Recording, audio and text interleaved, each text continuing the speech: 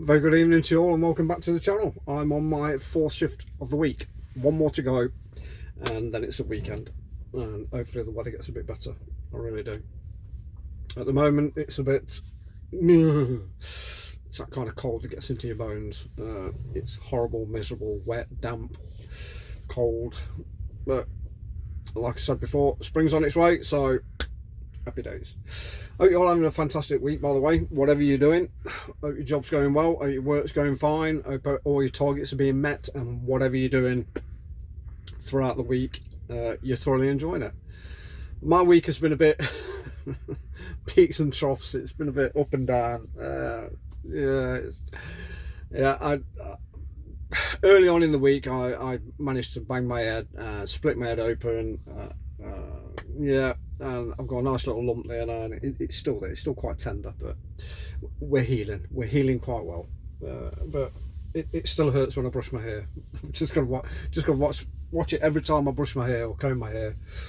I've just got to watch it that I don't catch the lump or the scab that's formed there already, but sometimes I just happen to catch it, and it, you know what it's like when you bang your head and you got to go through all the precautions and not touching it and hurting yourself even more. But yeah, I'm getting there. I'm slowly getting there, getting better. Like I say, thanks very much for subscribing, and if you're a golfer that drives trucks or trucker that plays golf, come and smash that subscribe button and come join the channel. I'd really appreciate it. So, what has been going off in the world? What's been going off in your world? I'd love to know. Drop us a remark. I think the word at the moment on everybody's lips, and it's not escaping everybody in the world, everybody's talking about it, is immigration. Mass migration, multiculturalism, boats, you name it. It's on everybody's lips and it's affecting everybody's life. We know that because we're paying more tax, because we got to pay for them. We've got to look after these people that are seeking asylum, asylum seekers or whatever. It's getting insane. I think in 35 years we've accepted 14 million immigrants to the country at the moment, and they reckon within the next 7 more years there'll be another 5 million on top. We're only a tiny island, very, very tiny island, and we're overcrowded as it is, and everybody knows that. But it's great to see that protests are going out there on the streets, especially in London, and it's amazing to see a different kind of flag flying. Our flag, the Union Jack, the British flag, St George, they're all flying there in the streets, and it's absolutely fucking great to see. It really is, and it's about time. I think these days in the past should be ignored, where, you know, if we're flying the Union Jack or the flag of Great Britain, the George flag, these days should be gone, where we'll be classed as racists, bigots. I think, you know, we should be proud. We should be the most proudest nation in the world. We went through 2 world wars and came out on top. We've got no need to be ashamed of ourselves. Now, I did read on the internet as well. You know that guy. I think he's our foreign secretary. He sort of thinks he's a foreign secretary, but he's just an absolute buffoon. Lamy, he is just a fool, absolute fool.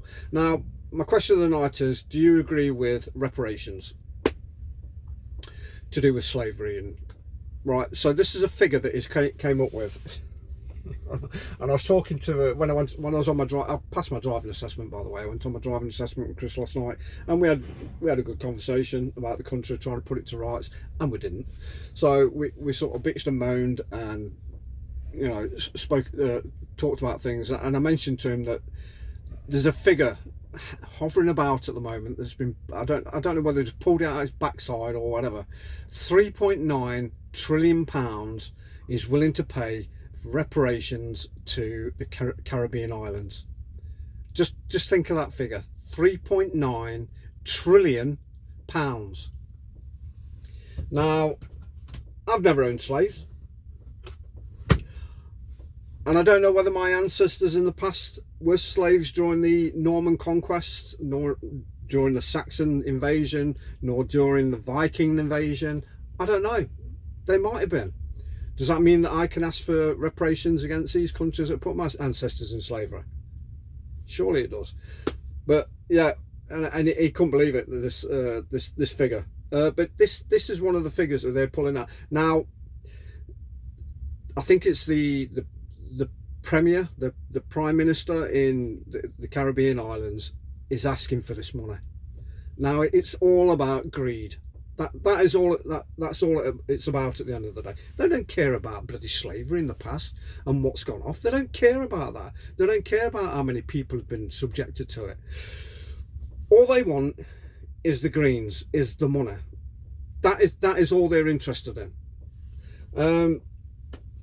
And if they really want to claim any kind of money from slavery in the past, then just read your history and go back to where the source happened, and that was from South Africa, from the tribal men themselves that sold their people to the white men. That's it. That's where you've got to start.